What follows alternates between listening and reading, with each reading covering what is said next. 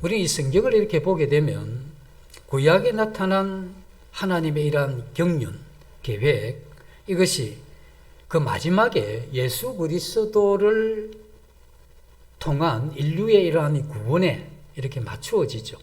구약의 역사가 길어 보이지만 그것은 한 사람 예수 그리스도를 통해서 인류를 구원하는 여기에 모든 이 성경이 집중되어져 있다고 이렇게 봐도 옳은 것입니다.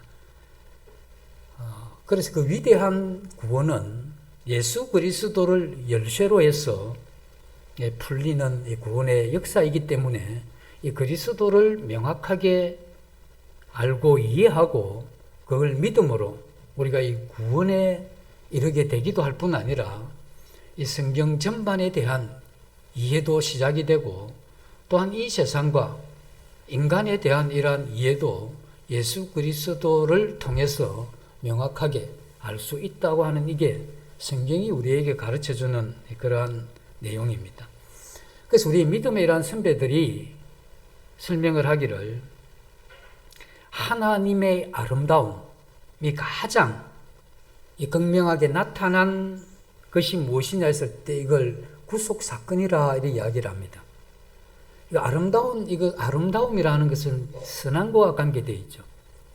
이 세상에 가장 선한 것, 그 선한 것을 통해서 나타나는 가장 아름다운 이것이 구속사건을 통해서 나타났고 이 성경이 그 구속사건을 다루고 있죠. 성경은 하나님의 이러한 아름다움을 전해주는 그러한 책인데 이 성경이 그 하나님의 이러한 아름다움 가운데 그 마지막 절정에 있는 사건이 구속사건이고 거기에 계시는 분이 예수 그리스도입니다. 그래서 예수 그리스도를 통해서 우리는 이 세상의 가장 아름다운 것을 보게 되고 그것을 통해서 우리는 하나님을 사랑하게 되는 이것이 성경이 우리에게 보여주고자 하는 그러한 내용입니다. 이러한 이 구속사건은 성경이 66권이 이렇게 쓰여져 있지만 구속사건에 관계된 이것이 똑같은 양으로 성경에 기록된 것이 아닙니다. 구약은 이러한 구속사건이 좀 희미하게, 그러나 신약은 선명하게 이렇게 나타나게 되죠. 그리고 신약 성경에도 이러한 구속사건이 다루는 이러한 빛에 따라서, 각도에 따라서 각기 다릅니다. 그래서 어느 각도에서 보느냐에 따라서 신약 성경도 다양한 청차가 있다 하는 이것이 우리가 성경을 읽으면서 발견하는 그러한 내용이 되죠.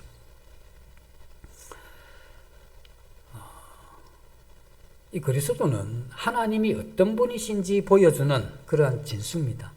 하나님이 이런 구속 사건의 이러한 아름다움을 드러내는데 그 아름다움의 그 마지막 가장 이 클라이막스가 예수 그리스도로 이렇게 진행하는 이러한 역사를 성경에서 우리에게 보이셨죠. 그런데 우리가 이제 생각을 해봐야 되는 게 이러한 이 구속에 관계된 이러한 역사에는 어떤 배경이 있어야 됩니다. 뭔가 이렇게 하나 이렇게 물건을 놨을 때 그 배경이 어떻느냐에 따라서 이 물건이 잘 보이기도 하고 못 보이기도 하죠. 그래서 구속 사건이라고 하는 하나님의 중요한 이러한 이 사건의 흐름은 어디가 배경이 되어야 되느냐 하면 세상의 이러한 역사가 배경이 되어야 되는 겁니다. 그것이 세상의 이러한 역사 가운데 나타난 구속 사건이기 때문에 우리가 이렇게 하나님을 알아갈 때 이 세상의 이러한 역사의 흐름을 우리가 알고 이해하는 이것은 구속 사건에 대한 이해를 훨씬 더 선명하게 해주는 그러한 배경이 될 수 있다는 겁니다. 그리고 이 구속 사역의 이러한 배경하에 이 예수 그리스도를 보게 되면 예수 그리스도의 이러한 아름다움이나 예수 그리스도에 관계된 이 사역이 가장 이렇게 찬란하게 이렇게 나오게 하기 위해서는 그 배경이 필요한데 그 배경이 구약 창세기부터 해서 이어지는 구속 역사에 대한 이러한 배경이 있을 때 예수 그리스도 이분이 굉장히 이렇게 의미 있게 또 분명하게 우리에게 다가올 수 있다 하는 것입니다. 오늘날 구원받은 거듭난 이러한 이 성도님들 가운데 문제 중에 하나가 이런 겁니다. 그리스도만 안다는 겁니다. 물론 사도 바울이 내가 예수 그리스도와 그 십자가에 못 박힌 것 외에는 내가 아무것도 알지 않기로 작정했다 하는 이걸 가지고 우리는 예수님만, 구원만 알면 된다 이렇게 하는데, 그건 이 내용의 흐름이 다른 이야기입니다. 이건 그 어떤 이 범위의 내용이죠. 가치에 있어서는 예수 그리스도만 안다고 했을 때 그 의미가 이해가 되지만, 이 예수 그리스도의 관계에 대해 있어서는 이 넓게 알아요. 예수 그리스도를 저 명확하게 알기 위해서는 뭘 알아야 되겠습니까? 배경이 되는 구속 사건. 이 구속 역사를 더 명확하게 알려고 하면 어떻게 해야 됩니까? 이 구속 역사가 있을 수밖에 없었던 이 세상에 이러한 역사가 배경이 될 때, 그래서 우리가 예수 그리스도를 알 때 예수 그리스도만 이렇게 범위를 이렇게 좁혀서는 안 된다는 겁니다. 그 우리는 점점 하나님의 이러한 이 경륜, 그러한 이 계획과 그 계획의 진행에 있어서 하나님은 온 인류를 구원하시려고 했죠. 전도와 선교를 통해서. 그리고 만들려고 하는 세상이 있었습니다. 하나님은 이러한 원래 인간을 창조한 목적과 인간이 타락한 이후에 다시 예수 그리스도의 이러한 생명으로 구원한 이러한 목적이 분명히 있는 것이죠. 그리고 종말에 이루어질 이 세계 역사와 위대한 하나님의 나라의 완성, 이와 같은 부분에 대해서 우리는 계속해서 배워가야 되는 겁니다. 그래서 이런 것들이 점점 배워져 갈 때 우리가 가지고 있는 예수 그리스도에 대한 이 감각이 점점 달라지는 거죠. 만약에 우리가 예수 그리스도만 하는 어떤 이 범위적인 면에서 좁게 이렇게 알게 되면 우리의 이러한 신앙이 매우 소화적이 되는 겁니다. 그 소화적이 된다는 것은 내가 편안하기 위해서, 이건 처음에 우리 주님이 접근할 때 그건 가능하지만 우리가 주님을 믿고 오래됐는데도 불구하고 내가 편안하기 위해서, 내가 은혜 받고 또 내가 원하는 것들이 이루어지는 이와 같은 데서 머물고 있는 이와 같은 이 신앙은 어떤 면에서 지속적인 이러한 성장의 올바른 방향을 잡지 못한 그러한 현상이라고 이렇게 볼 수가 있는 것이죠. 우리 주님은 이 진리의 이러한 핵심입니다.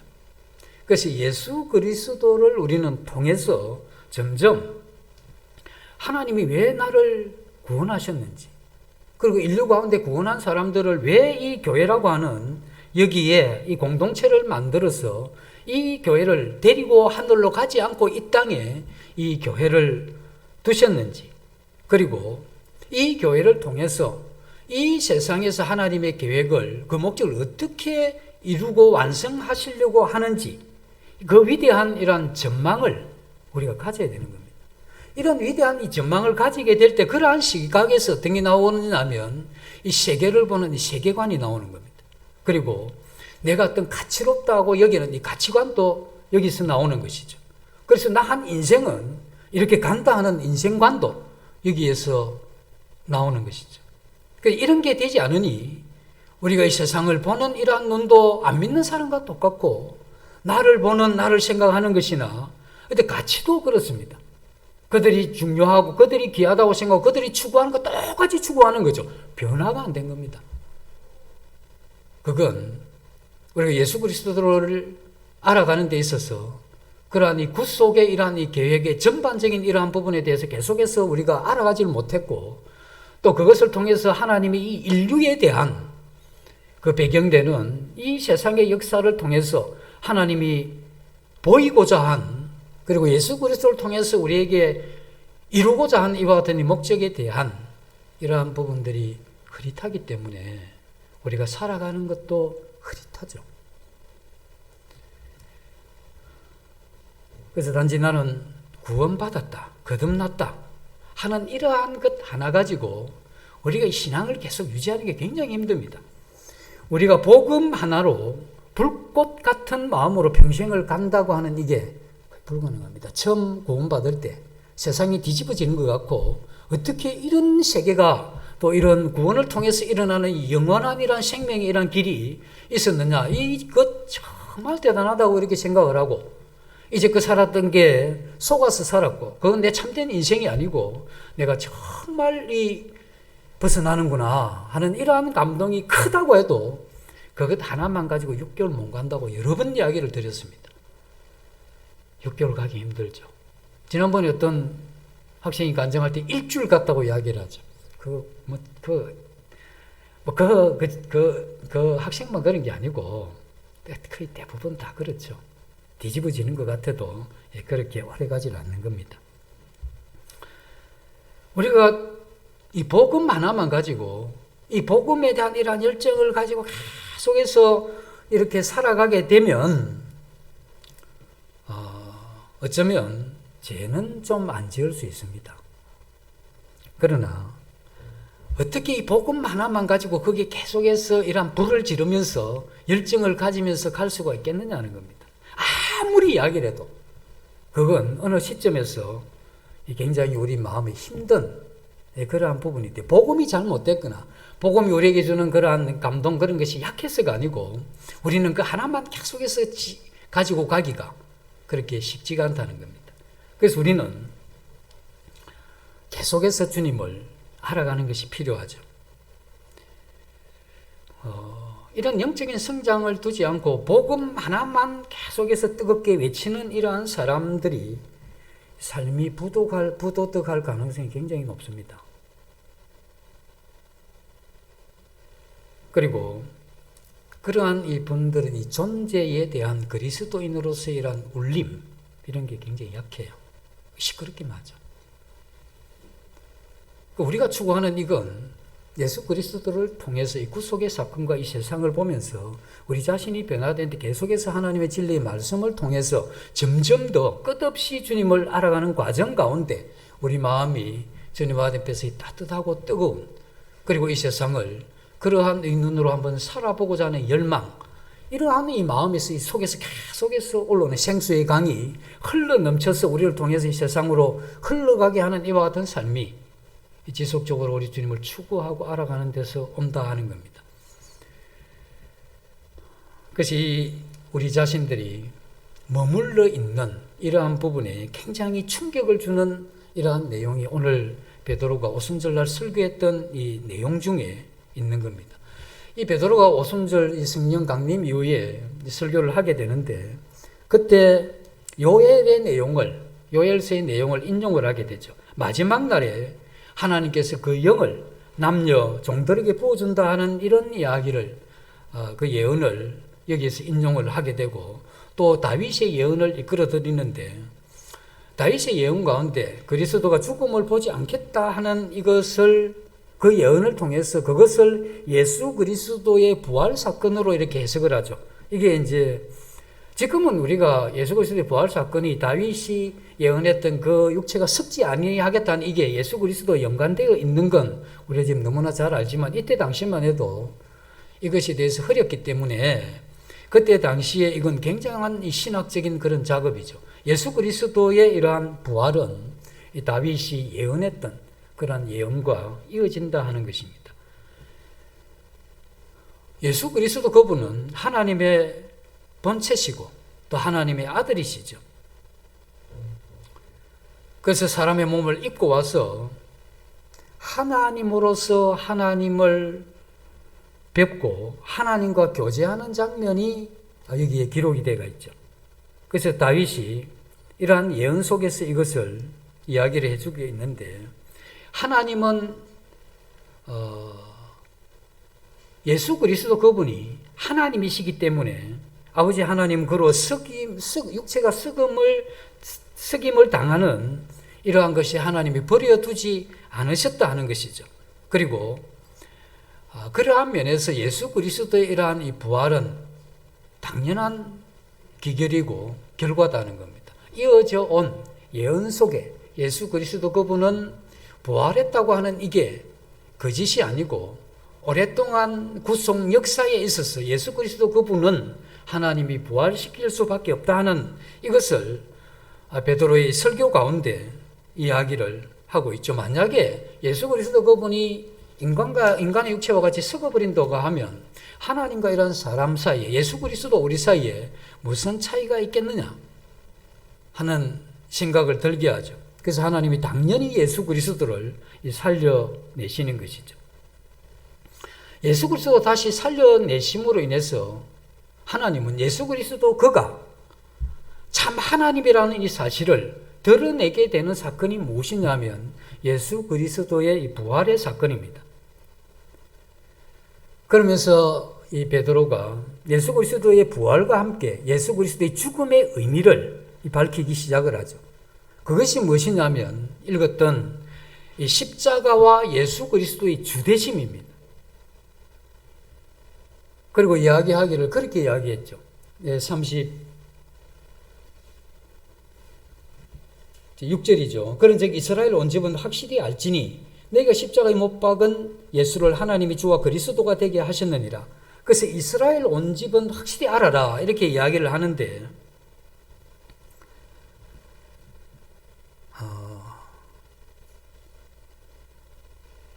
성경에 나오는 이 하나님의 이러한 이스라엘의 온 집이라고 했을 때 이것은 하나님께서 이스라엘의 한 이 민족을, 그 나라를 무엇으로 보느냐 하면 가족으로 보는 겁니다. 그래서 모세가 충성할 때 그 집의 사환으로 충성을 했다 했죠. 예수 그리스도는 그 집의 아들로서 충성했다 이렇게 이야기를 하면서 하나님은 이스라엘을 그 하나의 이러한 이 집으로 본 겁니다. 그리고 그 집의 그 가장이 하나님이시고 가족 관계의 이러한 이상을 이스라엘이라고 하는 이것을 통해서 하나님이 그려낸 것인데 이스라엘은 다분히 육신적인 그 혈통을 통해서 이어지는 그런 것이지만 신약에 와서 이 가족의 개념이 바뀌게 되는데 신약에 이렇게 와서 지금 이 시대는 이 빈부나 이 뒤천에 상관없이 또 얼굴의 이 색깔이나 또 혈통이나 인종에 이런 구별이 없이 복음을 통해서 예수 그리스도를 믿는 이 모든 사람은 그리스도 안에서 하나의 이러한 공동체를 형성하게 되는데 이것은 이 주종의 이러한 관계가 아니고 가족의 이러한 이 관계로 그래서 하나님은 구약의 이스라엘 백성을 통해서 그 가족의 이러한 관계를 보이셨지만 지금은 우리에게 예수 그리스도를 믿는 믿음을 가진 거듭난 이러한 성도들을 모아서 하나의 공동체 이것을 가족의 이러한 개념으로 이렇게 보고 계시다는 겁니다. 그런데 이 가족이라고 했을 때 어떤 거냐 했을 때 이렇게 생각하면 안 되죠.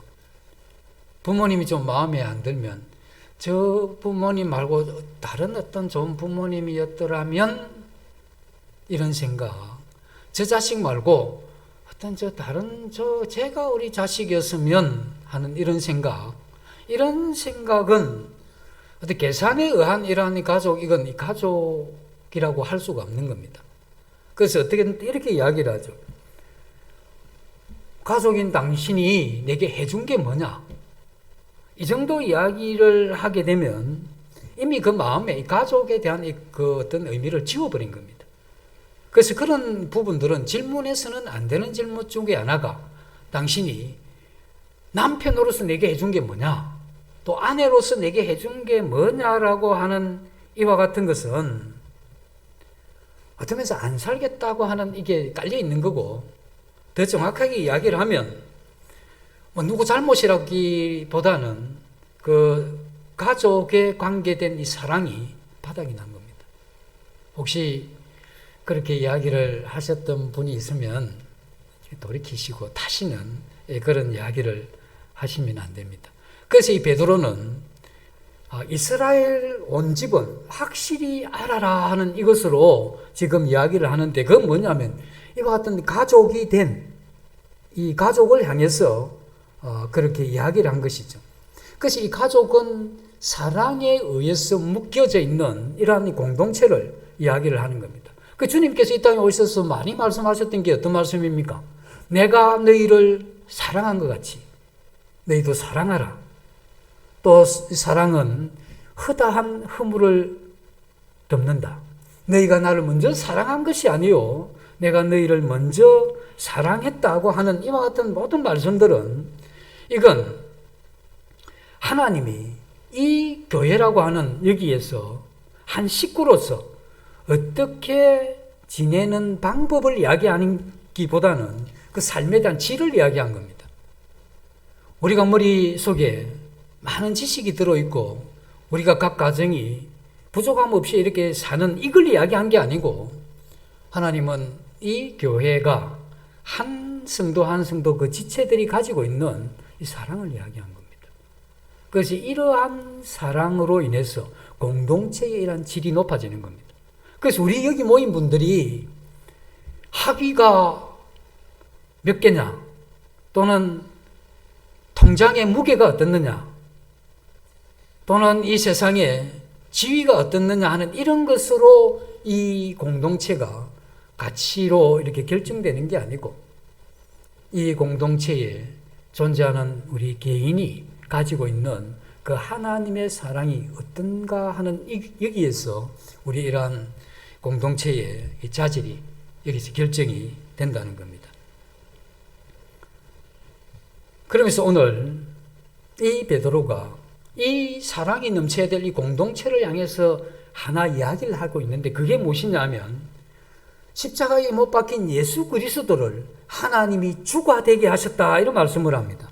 주가 되게 하셨다 하는 이건 예수님이 주가 되신 것인데 예수님이 십자가에서 우리 죄를 대신해서 달리셨죠. 십자가에 죽으신 이것에 대한 보상으로 하나님이 그를 다시 살리십니다. 그리고 부활 상천하신 후에는 하나님 보좌 우편에 앉게 되죠. 그리고 하나님 보좌 우편에 앉은 그 이후에는 하나님으로서 모든 만물을 다스리시는 분이 되는 겁니다. 그래서 하나님은 예수 그리스도의 십자가의 죽음을 보상으로 해서 그를 부활시키시고 그 후에는 보좌 우편에 앉히시고 그 후에는 삼위 하나님 중 이 아들 하나님을 통해서 이 세상에 주가 되게 하시고 통치하게 하셨다 하는 이런 이야기가 되죠. 그래서 이런 이야기가 빌립보서 2장 9절에 보면 나와 있습니다. 제가 좀 읽어드리겠습니다.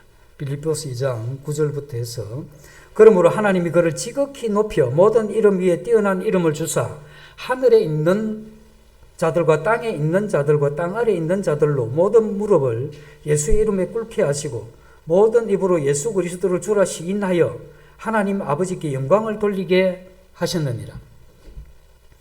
이게 빌립보서에서 나오는 이 기독론의 이 마지막 절정에 해당되는 그러한 부분이죠. 여기에서 나오는 이 주라고 하는 이 사상은 하나님이 창조하신 모든 세계에 대해서 가지고 계시는 하나님의 주권을 이야기합니다.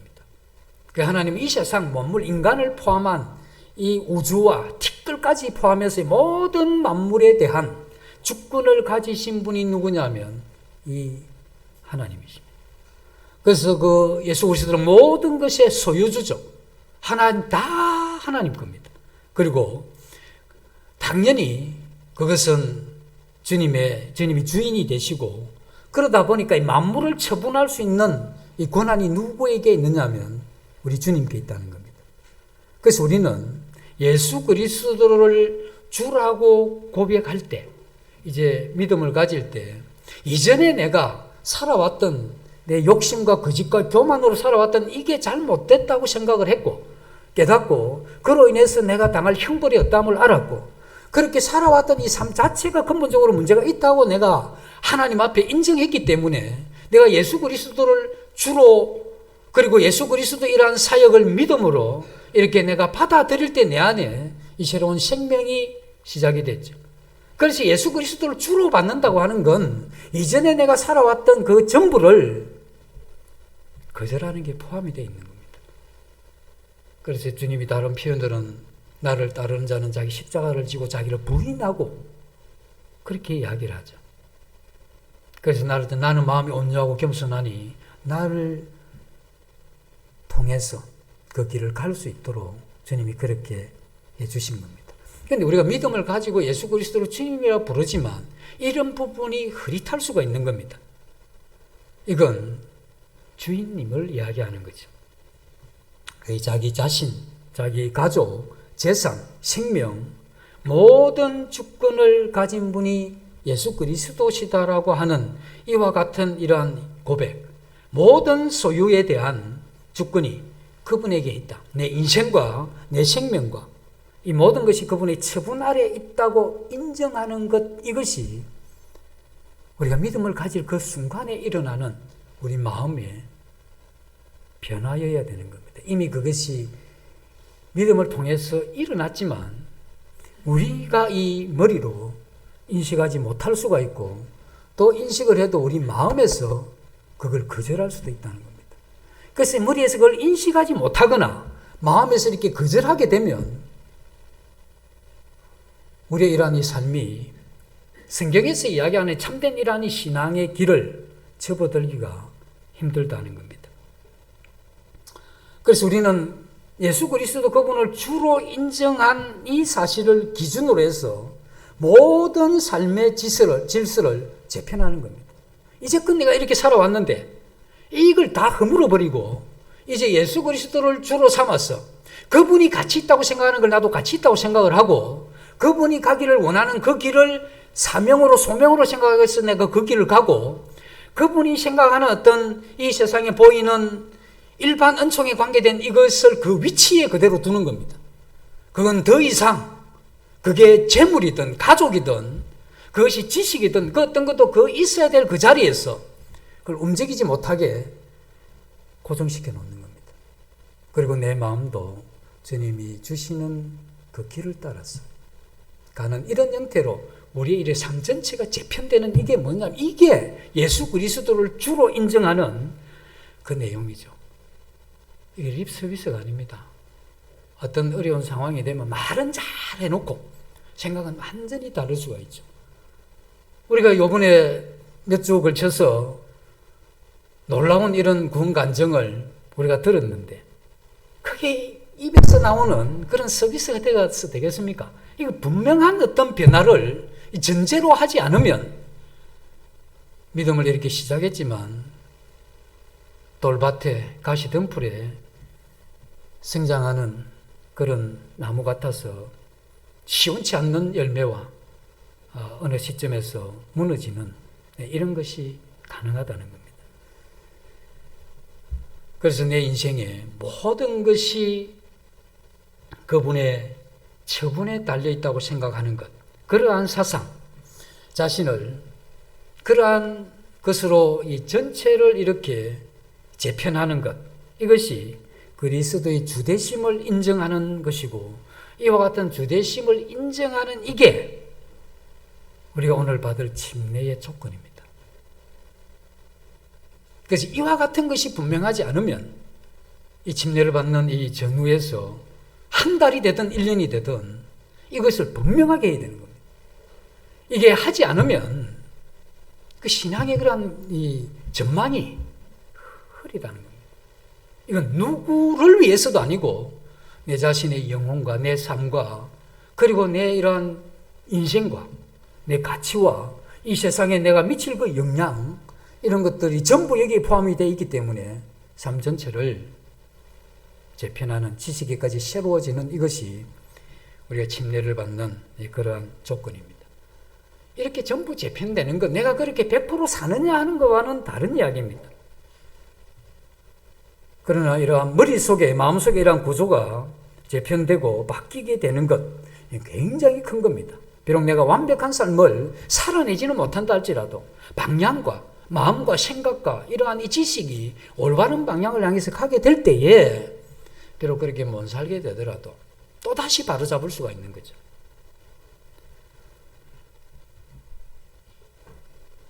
(1900년대) 1930년 40년대에 굉장히 유행했던 그러한 이념이 있는데 그게 공산주의 이념이죠.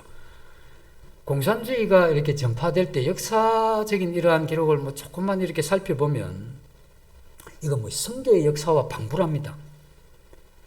뭐 모택동 같은 경우에는 거의 뭐 철학자 같은 사람이죠.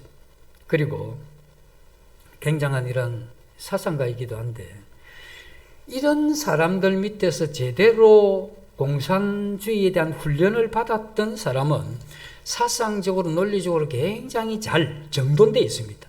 그래서 그런 논리를 갖추고 있는데, 이런 것이 이렇게 증거될 때 공산주의가 이 그리스도를 믿는 거, 이게 굉장히 유사한 게 뭐냐면, 생각이 없고 열심히 있는 사람이 있어요. 공산주의도.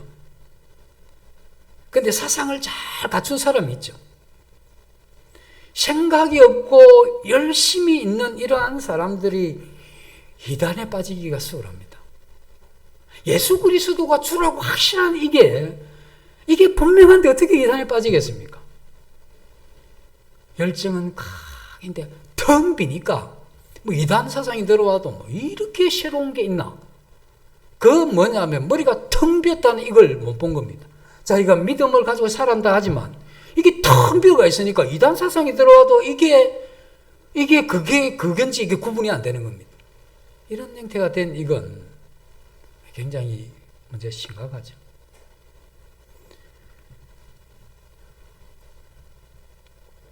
공산당이 이렇게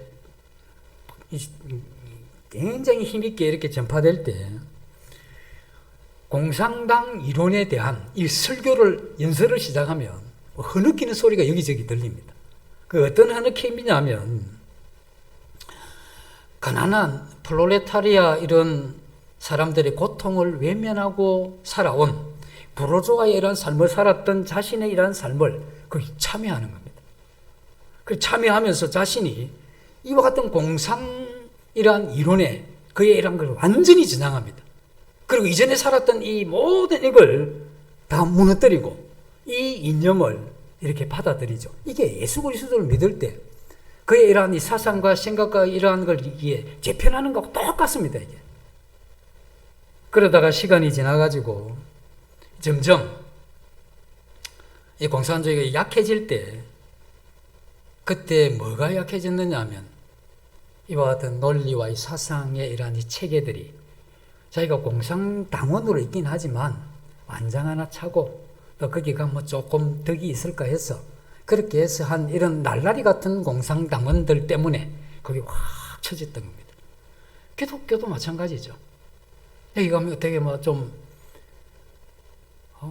이렇게 마음이나 편하고 또 설교를 통해서 또 힐링이나 좀 하고 좀 이렇게 어울리면서 그리 나쁘지 않다고 하는 사람들과 식사도 하고 이런 어떤 사회에 개조직하는 이런 어떤 심정으로 이렇게 오게 되면 그게 이제 날라리 같은 신자인데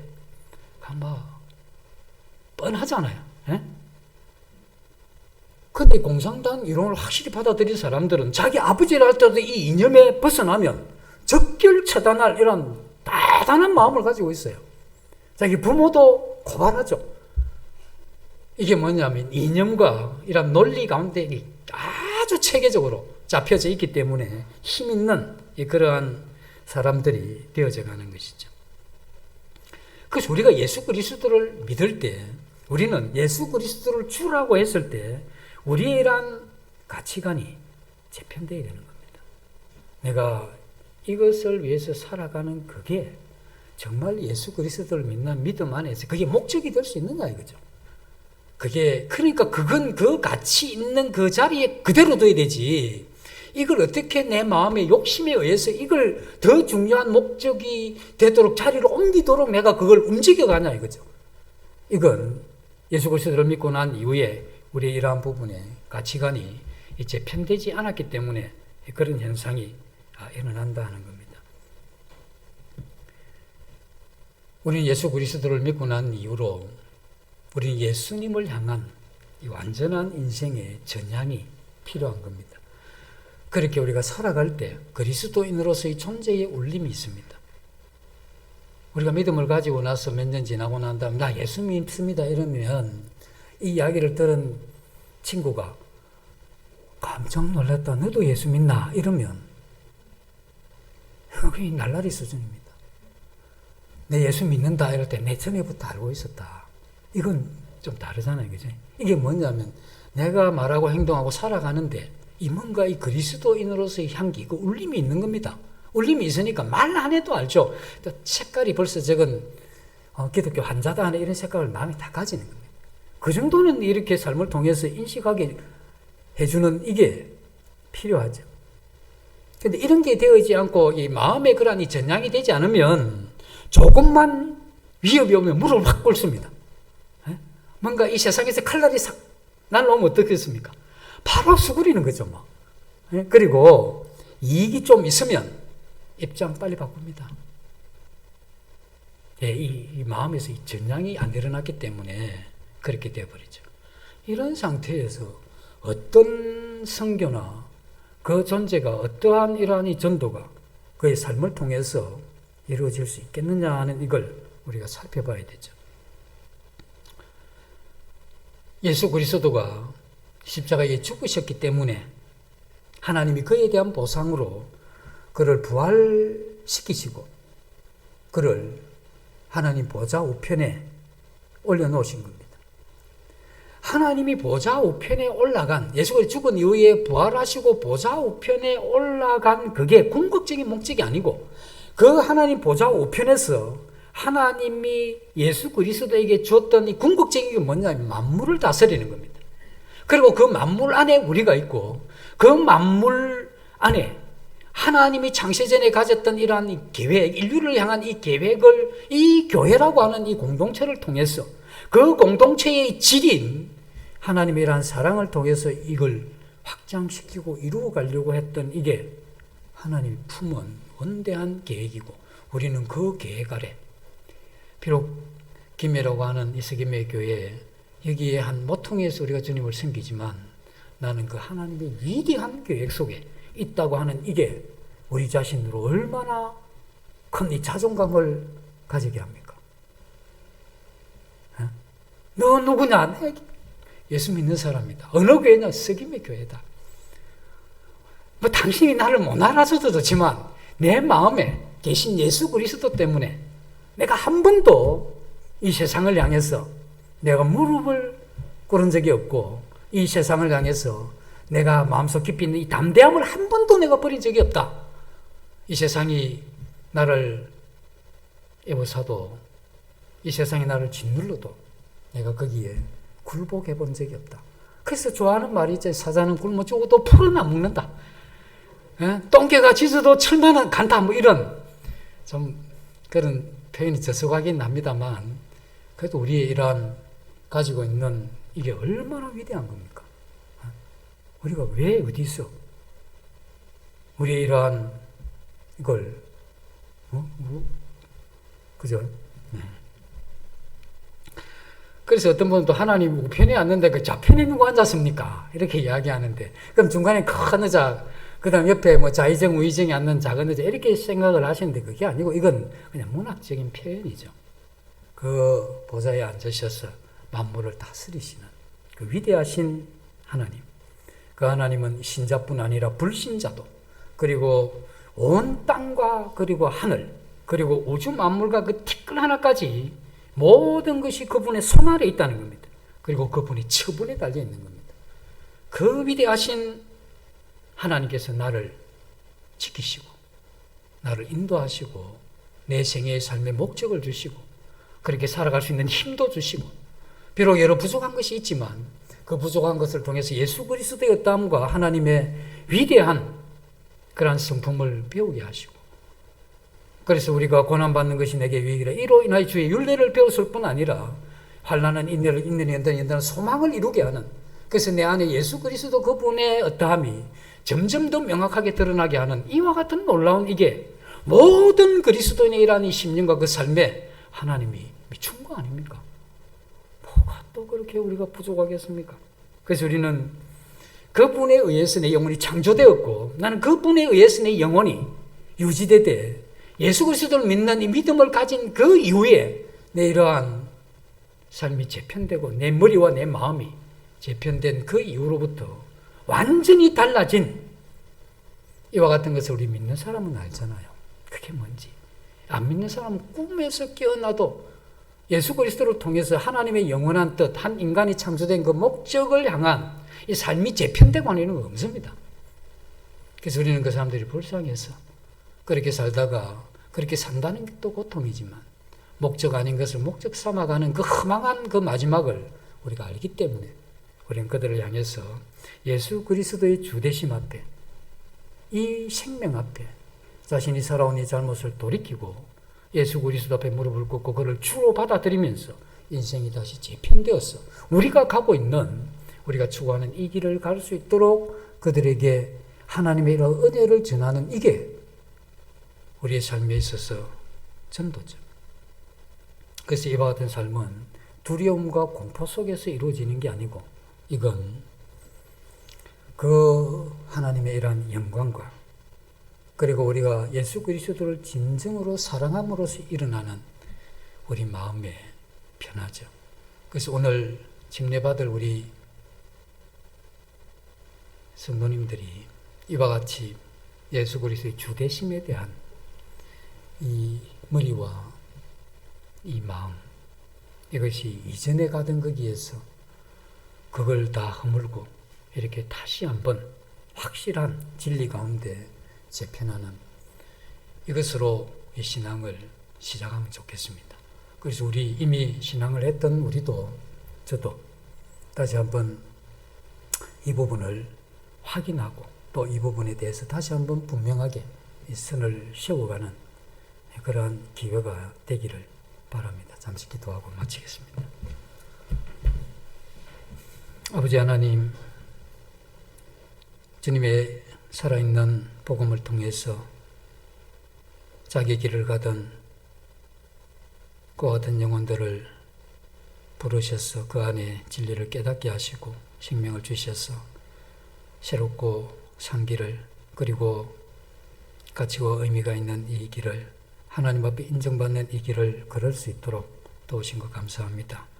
주님께서 이들을 그의 이러한 생애 끝까지 지켜주시고 또 오늘 스키미교회 모든 성도들의 이러한 삶에도 하나님 은혜를 베푸셔서 우리가 이미 재편했던 그와 같은 이러한 삶을 다시 한번 점검하는 기회가 될 수 있도록 도와주십시오.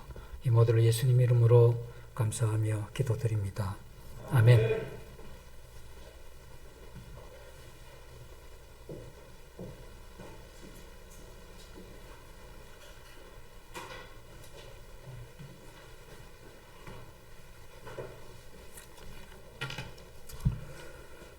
말씀 잘 들었습니다. 말씀 이렇게 들으면서 찬양 한 곡이 생각이 나는데요.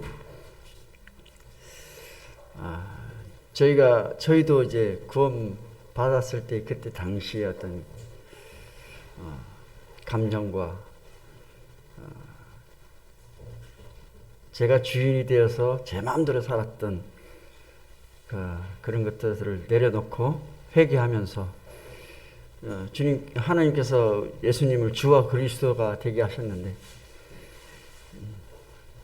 나의 주인이시면서 이 세상 만물의 주인이시고 나의 주인이시지만 또 옆에 계신 성도님의 주인이 되시고 또 그리스도로서 우리 모든 죄를 담당하신 주님을 생각할 때 왕이신 주님께서 우리를 쓰시고자 부르실 때가 있잖아요. 그런 마음으로 내가 어디든지 가겠다는 마음으로 이렇게 열정을 쏟았던 기억이 나는데 찬양 한 곡 하고 싶습니다. 오늘 찬송가 323장 한번 주님께 드리겠습니다. 찬송가 323장입니다.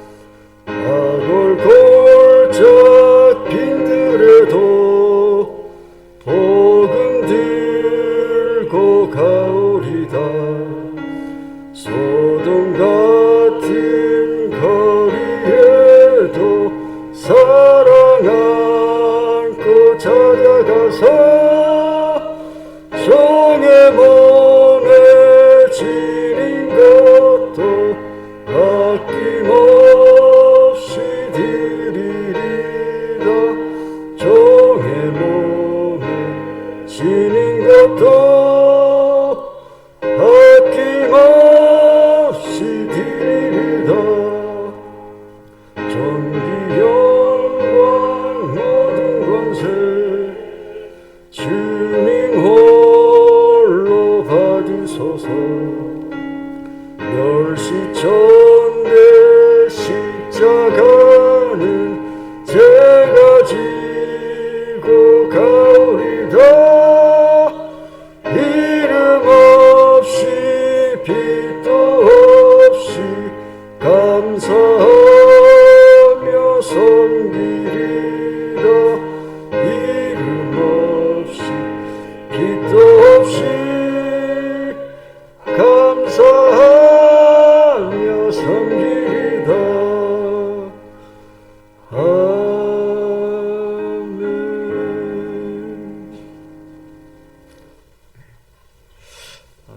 광고 듣고 집회를 마치겠습니다.